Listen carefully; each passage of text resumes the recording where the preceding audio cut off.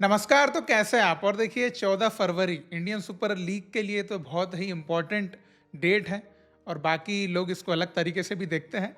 तो हम तो इंडियन सुपर लीग फुटबॉल के नज़रिए से ही देखेंगे। तो 14 फरवरी बस कुछ दिनों में ही आने वाली है, तो मैंने सोचा क्यों ना इंडियन सुपर लीग 2025-26 के ऊपर एक हेल्दी डिस्कशन किया जाए, जो कि आज हम इस वीडियो में करने वाले हैं। और जैसे कि आपको पता है कि सीज़न काफ़ी छोटा है और उसका रीज़न आपको पता ही है। जो अभी फरवरी से चालू होगा हमारा सीज़न और मई में ख़त्म हो जाएगा। अब देखिए, ये सीज़न की बात हम करने वाले हैं, क्लब्स की बात हम करने ही वाले हैं, लेकिन उससे पहले जो कुछ न्यूज़ अभी हमको सुनने को मिली है, एक तो ये कि जो आउट ऑफ द बॉक्स हमको एकदम सुनने को आए हैं कि चर्चिल ब्रदर्स, जो कुछ लोग हैं जो चर्चिल ब्रदर्स को भी चाहते हैं कि वो इंडियन सुपर लीग के सीज़न में आए। अब ये कहाँ से आए, क्यों आए और क्या होगा इससे? ये बिल्कुल बिना सिर पैर की चीज़ें हमारे इंडियन फुटबॉल में ही हो सकती है। और ये सोचिए कि इतना बुरी हालत होने के बाद भी ये करप्शन वाली चीज़ें करने से मतलब कि बाज नहीं आ रहे हैं। लेकिन इनको कौन रोक सकता है? अभी तक कोई रोक पाया है? नहीं रोक पाया है। तो इसके ऊपर तो मैं कुछ नहीं कहना चाहूँगा। इसके अलावा दूसरा है कि देखिए, कई अभी टीम्स हैं जिनके होम वेन्यू, होम स्टेडियम्स का कोई अता-पता नहीं है। तो ये अब देखिए, लाज़मी था कि ऐसा कुछ होने वाला है, बिकॉज़ बिल्कुल अभी हबड़-दबड़ में चीज़ें हो रही हैं। तो ऐसा तो हमको सुनने को और देखने को मिलने वाला ही था। तो आई होप कि ये चीज़ें सॉर्ट आउट हो, क्योंकि इसमें ऐसा कहा जा रहा है कि इस वजह से कुछ मैचेस पोस्टपोन भी हो सकते हैं, जो मैं तो नहीं चाहूँगा, लेकिन अगर ऐसे सर्कमस्टांसेस बनते हैं तो वो तो होगा ही। खैर, हम तो अभी सीज़न की बात करते हैं, क्लब्स की बात करते हैं, शॉर्ट में, बहुत लॉन्ग भी मैं बात करना नहीं चाहूँगा, बिकॉज़ मैं नहीं चाहता कि आप फालतू की चीज़ें सुन के बोर हों। बस जो लगता है मुझे कि क्लब्स के बारे में एक इम्पॉर्टेंट डिस्कशन होना चाहिए। क्लब्स किस तरह से प्रिपेयर कर रहे हैं, कैसे हैं, क्या उसमें स्ट्रॉन्ग चीज़ें या वीकनेस जो है नज़र आ रही है, उसके ऊपर थोड़ा-सा एक शॉर्ट डिस्कशन करेंगे, जिससे आपको भी थोड़ा क्लब्स के बारे में हल्का-फुल्का पता चल जाएगा कि ऐसा-ऐसा भी ये क्लब है इस बार के। ठीक है? क्योंकि इस बार एक सिंपल सी बात है, स्वाभाविक सी बात है कि इस बार क्लब अपने आप को उतना जो है स्ट्रॉन्ग नहीं बना पाए। कई क्लब्स, कुछ तो ऑब्वियसली बना पाए, लेकिन अगर मोस्ट क्लब्स की बात करेंगे तो उतना स्ट्रॉन्ग नहीं बना पाए, बिकॉज़ सिचुएशन वैसी क्रिएट हो गई थी, कई प्लेयर्स के ट्रांसफ़र वो नहीं कर पाए, देन बजट इशू भी एक अलग चीज़ है। तो ऐसी कई चीज़ें बीच में आई है। लेकिन फिर भी हम जो है क्लब्स की बात करते हैं। अब सबसे पहले मैं बात करना चाहूँगा जो नया क्लब है, यानी कि इंटर काशी। अब देखिए, इंटर काशी भले नया क्लब है, लेकिन बजट इनके पास काफ़ी अच्छा ही था और इन्होंने टीम भी अच्छी बनाई, क्योंकि एंटोनियो लोपेज हाबास अगर आपके कोच हैं, तो आप वाहियात टीम तो नहीं बनाओगे, ये सिंपल सी बात है। और इनकी टीम भी काफ़ी एक्सपीरियंस्ड है, इनके पास अच्छे इन्होंने फॉरेन प्लेयर्स भी साइन किए हैं और जिन्होंने कुछ नए जो ट्रांसफ़र लिए हैं, जो एक्सपीरियंस्ड इंडियन प्लेयर्स जो पहले से ही आईएसएल में अच्छा खासा अपना एक नाम बना चुके हैं, जिनमें श्याम डोंगल है, जयेश राणे है, प्रबीर दास है, निशु कुमार है और नरेंद्र गहलोत भी है। तो जिस तरह के प्लेयर्स के मैंने नाम लिए हैं, इससे आप एक चीज़ तो समझ गए कि इंटर काशी का जो डिफेंसिव सेटअप है वो तो काफ़ी अच्छा है। और जिस तरह से उनके पास फॉरेन प्लेयर्स भी है, तो उनकी टीम को एक स्ट्रेंथ मिलेगी। इंडियन प्लेयर्स भी उनके पास बहुत ही बिलो एवरेज भी नहीं है, एवरेज प्लेयर्स है और ठीक ठाक प्लेयर्स हैं। तो इंटर काशी, मुझे ऐसा लगता है कि जैसे हर बार नई टीम आती है तो बहुत ही एकदम बुरा परफॉर्म कर जाती है, बहुत ही मतलब टेबल में नीचे दिखती है। मुझे नहीं लगता कि इंटर काशी कुछ वैसा परफॉर्म करेगी, मतलब कि मुझे ऐसा लगता है कि वो मिड में भी फिनिश कर सकती है, बिकॉज काफ़ी अच्छा स्क्वाड तो है ही और ऊपर से ये भी है कि जो अदर आईएसएल के कई क्लब्स हैं वो अपना स्क्वाड उतना अच्छा नहीं बना पाए, और अगर ऐसा नहीं भी कर पाई तो कोई चौंकने की बात तो नहीं है, उनका पहला सीजन है, तो इस बात की सिंपैथी तो उनके साथ है ही। फिर देन दूसरे नंबर पे मैं बात करना चाहूँगा टाइटल कंटेंडर, और जब मैं टाइटल कंटेंडर की बात करता हूँ तो एक ही नाम आएगा, मोहन बागान का। क्योंकि भाई, एक तो कोच इन्होंने ले लिया सॉलिड वाला, most successful coach in Indian football अभी आईएसएल का अगर हम देखेंगे, सर्जियो लोबेरा। तो अभी कोचिंग अपॉइंटमेंट भी उनका सॉलिड वाला किया उन्होंने। देन उसके बाद उनके स्क्वाड में कोई बड़ा चेंज हुआ ही नहीं है, उनके प्लेयर्स जैसे कि वैसे ही है। तो ये तो मतलब एक बहुत बड़ा एडवांटेज हो जाता है टीम को, जब आपका स्क्वाड पिछले फॉर्मेट के साथ सेम टू सेम वही रिपीट प्लेयर्स आपके पास आ रहे हैं और आप जो है एक नए सीजन में आए तो हो, लेकिन कई क्लब्स अपने जो इंपॉर्टेंट प्लेयर्स है ऑलरेडी खो चुके हैं, लेकिन आप नहीं खोए हो। तो मोहन बगान को तो मैं कंटेंडर मान रहा हूँ, अगर वो जीत भी जाता है इस सीजन का आईएसएल फिर से, तो मुझे कोई बहुत बड़ा मतलब कि आश्चर्य होने नहीं वाला। मैं तो उनको मान ही रहा हूँ कि भाई उनको जीतने चाहिए, और नहीं जीतते हैं तो ये तो दुख की बात होगी मोहन बगान फैंस के लिए। देन मैं जो अगली टीम का नाम लूंगा, ये वो टीम है जिससे मुझे इस सीज़न इतनी ज़्यादा होप बन चुकी है कि उस क्लब को भी नहीं पता होगा कि मुझे इतनी ज़्यादा होप है उनसे, क्योंकि उन्होंने टीम वैसी बनाई है। वो टीम है चेन्नईयन एफसी। अब देखिए चेन्नईयन एफसी का ये सीज़न में बोल सकता हूँ कि जो हर बार हम बोल रहे थे कि चेन्नईयन एफसी का रिवाइवल होगा, मतलब कि वो जो विंटेज चेन्नईयन थी वो वापस आएगी, वो मुझे लगता है कि ये वो सीज़न हो सकता है और होना चाहिए। और अगर नहीं होता है तो देन चेन्नईयन एफसी फैंस, आपको तो भाई मैनेजमेंट का सीधे कॉलर ही पकड़ना पड़ेगा, क्योंकि अभी आप देख लो आपका स्क्वाड एकदम बहुत ही शानदार, आपके पास फॉरेन प्लेयर्स हैं। देन आपने जो नोगियोरा की और बिमामर की साइनिंग करी है, ये भाई आईएसएल की बहुत ही मतलब कि एक इम्पैक्टफुल प्लेयर्स हैं। आप देख लो जिस भी टीम में रहे उनका इम्पैक्ट एक अलग तरीके से रहा है, मतलब कि बेस्ट प्लेयर्स ये रहे हैं हर सीजन आईएसएल के, मतलब कि सीजन्स में। तो ये दो प्लेयर्स आपको जब मिड में मिल गए हैं, तो मतलब अभी तो ये दो प्लेयर्स एक साथ आप देख लो, नॉर्थ ईस्ट में बिमामर का परफॉर्मेंस और नोग्योरा, तो मतलब जहाँ खेले, चाहे मुंबई की बात करें या बेंगलुरु की बात करें, वो प्लेयर ही अल्टीमेट है। तो अभी ये दो प्लेयर की जोड़ी आपको भी मिल गई यहाँ पे। देन आपके फॉरेन प्लेयर्स तो अच्छे हैं ही, आपके इंडियन प्लेयर्स भी अच्छे ही है आपकी टीम में, क्योंकि आपकी टीम से बहुत ज़्यादा कोई ट्रांसफर जो है बाहर प्लेयर नहीं गए हैं, आपने लिए ही है। तो ये आपको इसका एक बहुत ज़्यादा अच्छा एडवांटेज मिल सकता है इस सीज़न में, और वो उठाना भी चाहिए। और आपकी अटैकिंग की बात करूँ, देखो चीमा चुकू, इमरान खान आपके पास आ गए, और इरफान यादव एक आपके अच्छे यंग प्लेयर है ही। तो अगर ये तीनों सही खेल गए ना, बाकी भी आपके पास प्लेयर्स है लेकिन उतना मुझे उनके ऊपर ट्रस्ट नहीं है, इन तीन से थोड़ा बहुत मैं विश्वास कर सकता हूँ। तो अगर ये सही खेल गए तो आपका अटैक तो बहुत सॉलिड हो जाएगा, क्योंकि आपका मिड और डिफेंस जो है वो बहुत अच्छा है। मतलब मैं बोलूँगा कि वन ऑफ द बेस्ट अभी आईएसएल के सीजन में आपका मिड और जो आपके बैक होने वाली है वो बहुत ही शानदार होने वाली है। आपको अटैक में थोड़ा सा अगर कॉम्बिनेशन आपका सेट हो गया ना शुरू के कुछ मैच खेलने के बाद, आप हार सकते हो। चेन्नईयन मतलब विंटेज चेन्नईयन आपको देखने को मिल सकती है इस सीज़न, मुझे ये उम्मीद है। अब उम्मीद तो दुनिया कायम है उम्मीद पे, उम्मीद टूट भी सकती है, लेकिन मुझे तो होप है। देन अगली टीम एक ऐसी टीम है जो कि हर बार एक उम्मीद के साथ आती है और फैंस को भी बहुत ही ज़्यादा हाई होप्स होती है, लेकिन वो टीम हर बार डिसअपॉइंट करती है, वो है ईस्ट बंगाल। और मैं चाहूँगा कि ईस्ट बंगाल भाई इस सीज़न वो अपना पासा पलटे, क्योंकि आपके मैनेजमेंट ने इस बार भी प्लेयर साइनिंग पे कोई कसर नहीं छोड़ी है, अच्छे प्लेयर साइन किए हैं। आपके इंडियन प्लेयर्स भी काफ़ी अच्छे हैं, आपकी बेंच स्ट्रेंथ भी बोलूँगा तो काफ़ी अच्छी है। तो आपने टक्कर देने चाहिए मोहन बगान को, मैं बोलूँगा टाइटल के लिए। वैसे तो हर बार हमें बोलते हैं लेकिन कभी होता ही नहीं है।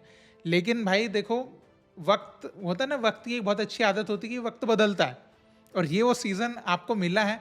एक तो शॉर्ट सीज़न है, आपके पास प्लेयर्स अच्छे हैं और आपके पास मौका है, आप जो है टाइटल के ऊपर हाथ मारने की सोच सकते हैं। और अगर ऐसा नहीं होता है तो फिर तो शर्म की बात होगी ही, जैसे हर बार होती है। देन दो टीम ऐसी है इस सीज़न में जिनमें आपको परफॉर्मेंस वाइज थोड़ा चेंज देखने को मिल सकता है, वही बिकॉज ऑफ प्लेयर्स थोड़े से इन आउट हुए हैं, जो वो एक मेन वजह है।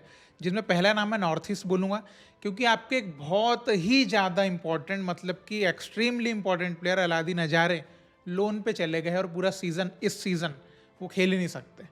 तो ये एक दिक्कत है। लेकिन अभी आपको जो है निराश होने की बात नहीं, क्योंकि आपने जो फॉरेन प्लेयर्स की साइनिंग करी है वो काफ़ी अच्छी करी, काफ़ी अच्छे फॉरेन प्लेयर्स आपने साइन करे हैं, और बेनाली के ऊपर बिल्कुल भरोसा कर सकते हैं, इसमें कोई डाउट नहीं है। पर मुझे जो एक मतलब इशू नज़र आ रहा है वो ये आ रहा है कि आपकी प्लेइंग 11 तो बहुत अच्छी बनने वाली, प्लेइंग 11 एकदम टिच बनेगी, लेकिन प्रॉब्लम मुझे आपकी बेंच पे नज़र आ रही है कि आपके पास जो बेंच स्ट्रेंथ है वो मुझे ज़्यादा अच्छी नहीं नज़र आ रही है। तो अगर इनकेस आपके प्लेइंग 11 के जो मेन प्लेयर्स हैं उनमें अगर कोई इंजर्ड होता है, then it will create some problem, because आपका बहुत ही छोटा सीजन है। जितने टाइम में प्लेयर रिकवर करके वापस फील्ड पे आएगा उतने में तो भाई आपका सीज़न ही खत्म हो जाएगा। तो ये थोड़ा सा मुझे एक प्रॉब्लम नज़र आ रहा है, लेकिन आई एम श्योर कि बेनाली उसके ऊपर कुछ अच्छा ही काम करेंगे और जो प्लेयर सिलेक्शन रहेगा वो भी तगड़ा ही रहेगा। और सेम यही कुछ कंसर्न मुझे मुंबई सिटी एफसी में भी नज़र आ रहा है, क्योंकि मुंबई सिटी मुझे ज़्यादा डगमगाई हुई टीम नज़र आ रही है इस बार, क्योंकि एक तो आपके जो मेन एंजल इन्वेस्टर है वो छोड़ चुके हैं। आपके पास फॉरेन स्ट्रेंथ की बात करेंगे तो वो तो भला हुआ आपका कि आपने योनी काउको को एकदम एंड पे भी साइन कर लिया, तो मिड आपकी थोड़ी अभी ठीक हो गई, क्योंकि ब्रैंडन और काउको का जो कॉम्बिनेशन है ठीक ठाक रहेगा। लेकिन ओवरऑल देखेंगे तो आपके पास फॉरेनर्स में पहले आपके पास क्वालिटी फॉरेनर्स हुआ करते थे, लेकिन जैसा कि आपको पता है कि मुंबई सिटी जो है उसमें फॉरेनर्स जो प्लेयर्स हैं उनका एक बहुत ही की इम्पॉर्टेंट रोल होता है हर बार। तो अभी आपके पास मतलब 4 ही फॉरेनर्स दिख रहे हैं, तो वही प्लेइंग में है, और अगर वो आउट है तो वो आउट है, बाकी पूरा आपका इंडियन प्लेयर्स के भरोसे हैं। और आपके इंडियन प्लेयर्स जो है उनका परफॉर्मेंस ही आता है फॉरेनर्स की वजह से, ये हमने हर बार देखा है। तो ये है मुंबई सिटी जो हर बार एक मतलब कंटेंडर के रूप में देखी जाती है, लेकिन इस बार मुझे ऐसा लगता है तो इट विल बी इंटरेस्टिंग, लेकिन चैलेंजिंग तो है। देन उसके बाद 3 टीम्स ऐसी है इस बार के सीजन में जिनसे मुझे एकदम सरप्राइज की उम्मीद है कि भाई सरप्राइज करना है आपको इस सीजन में, क्योंकि वो मौका मुझे दिख रहे हैं 3 टीम्स के लिए। और उनमें सबसे पहली टीम मैं बोलूँगा वो है पंजाब एफसी। देखो पंजाब एफसी अभी तक जो उन्होंने सीजन्स खेले हैं, टेबल में उन्होंने नीचे ही फिनिश किया है। तो इस बार मुझे ऐसा लगता है, जो सरप्राइज मैं बोल रहा हूँ ये नहीं कि वो एकदम टेबल में है ना, वो एकदम टॉप 2 में दिख जाएंगे, वैसा भी सरप्राइज नहीं बोल रहा हूँ, लेकिन मुझे ऐसा लगता है कि आपको सरप्राइज करेंगे और थोड़ा ऊपर फिनिश करेगी। ऐसी टीम से में से एक पंजाब एफसी हो सकती है। देखिए हालांकि आपके दिमाग में आएगा कि इनके पास जो पहले इनके है ना स्ट्रॉन्ग जो फॉरेन प्लेयर्स थे जो अच्छा परफॉर्म करते थे, वो इस सीजन टीम को छोड़ चुके हैं, बट स्टिल इन्होंने अच्छे फॉरेन प्लेयर्स की साइनिंग करी है और इंडियन प्लेयर्स भी इनके पास काफी अच्छे और यंग प्लेयर्स भी इनके पास काफी अच्छे हैं। तो ये मैं बोल रहा हूँ कि एक स्ट्रेंथ हो सकती है इस टीम के लिए, क्योंकि देखिए छोटा सीजन है और यंग प्लेयर्स की एनर्जी जो है ना वो बहुत इंपॉर्टेंट होती है, जो पंजाब एफसी लेकर आती है। तो ये एक बहुत बड़ा डिफरेंस क्रिएट कर सकता है। देन अगली टीम जो सरप्राइज कर सकती है जमशेदपुर एफसी। अब आप बोलेंगे जमशेदपुर एफसी तो भाई मतलब हमेशा से एक अच्छी टीम रही है, लेकिन मुझे ऐसा लगता है कि इस बार वो पहले से भी ज़्यादा अच्छा परफॉर्म कर सकती है। अब देखो आपके पास इंडियन प्लेयर्स तो पहले से ही अच्छे थे, इसमें कोई डाउट नहीं है। बस वही था कि जमशेदपुर का जो परफॉर्मेंस था ना उसमें स्टेबिलिटी नहीं थी, है ना। वो परफॉर्मेंस अच्छा कभी बुरा ऐसा था, या ड्रॉ, जैसे वो खालिद जमील के एरा में तो ड्रॉ ही ड्रॉ चल रहे हैं, तो स्टेबिलिटी नहीं थी परफॉर्मेंस को लेकर। लेकिन अभी जैसे कि ओवन कॉयल आया आपके पास, नए कोच आए हैं, आपके पुरानी कोच आपके घर पे उनकी वापसी हुई है, और वो कुछ प्लेयर्स भी साथ लेकर आए हैं, जैसे मदी तलाल हो गया, मेसी बाउली हो गया, स्टेवानोविच हो गए। तो ये जो फॉरेन साइनिंग्स भी आपके पास, और पहले से आपके पास अच्छे फॉरेन प्लेयर्स ऑलरेडी थे, तो ये जो मुझे ऐसा लगता है ना कि एक बहुत ही अच्छी स्ट्रॉन्ग टीम आपकी इस सीजन बन के निकलेगी। और आई होप कि टीम सरप्राइज भी करे और टेबल में अच्छा खासा फिनिश भी करे और टक्कर दे, है ना, टॉप जो टीम है मोहन बागान उसको टक्कर दे जा रहा।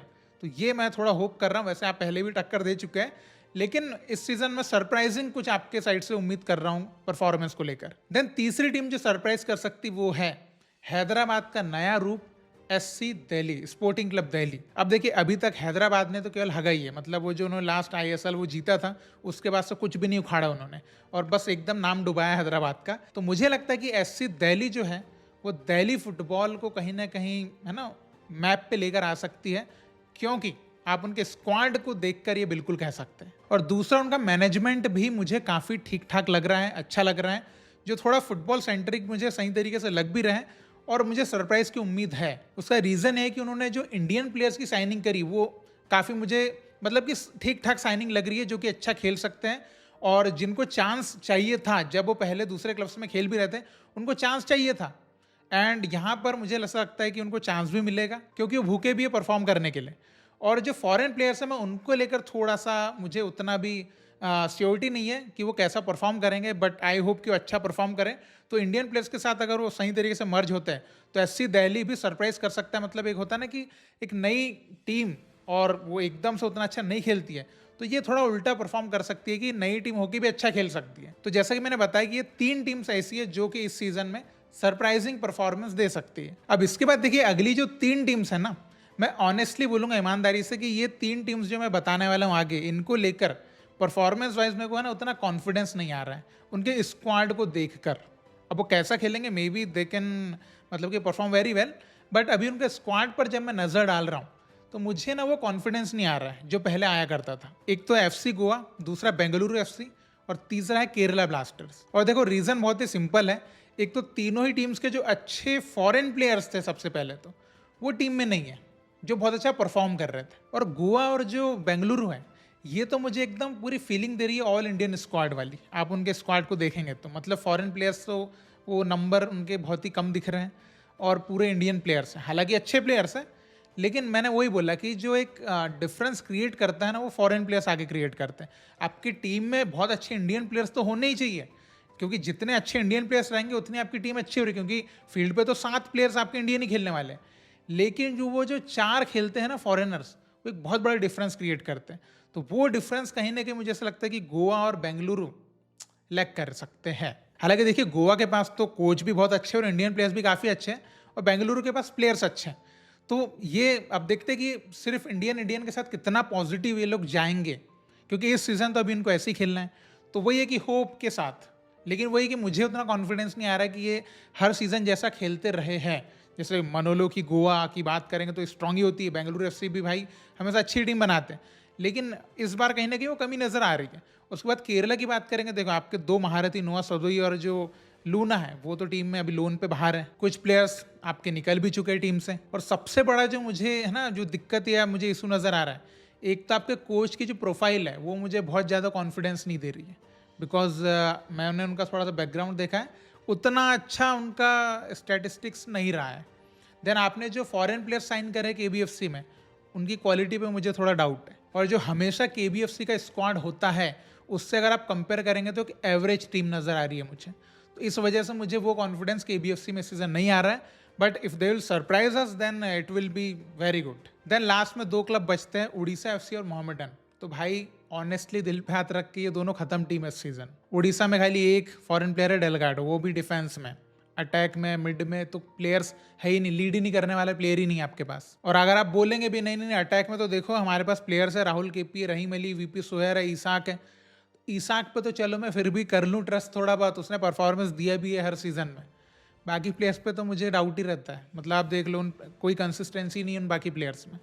तो है ना उड़ीसा के लिए, इसलिए तो मैं बोलूँगा कि इस सीज़न आप उम्मीद करेंगे तो आपके ऊपर है, नहीं करेंगे तो कोई दिक्कत भी नहीं है। और बाकी बात करेंगे मोहम्मडन की, तो मोहम्मडन तो आपको पता है लास्ट ईयर भी देवर स्ट्रगलिंग, और इस सीज़न भी बस they are participating without ambitions. मतलब कोई एम्बिशन उनका हो भी नहीं सकता, क्योंकि स्क्वाड उनका ऐसा है ही नहीं कि वो एम्बिशियस हो भी तो बस वो क्या अचीव करेंगे। मतलब वही है कि प्लेयर्स जो है ना, इंडियन प्लेयर्स, उनको अच्छा एक्सपोजर मिल रहा है कि भाई सबको प्लेइंग मिल सकती है, उनको अच्छा एक्सपीरियंस मिलेगा, क्योंकि सारों को है ना 90 मिनट, जो इंडियन प्लेयर्स को 90 मिनट खेलने का मौका मिलेगा, ये तो बहुत ही अच्छी बात होती है।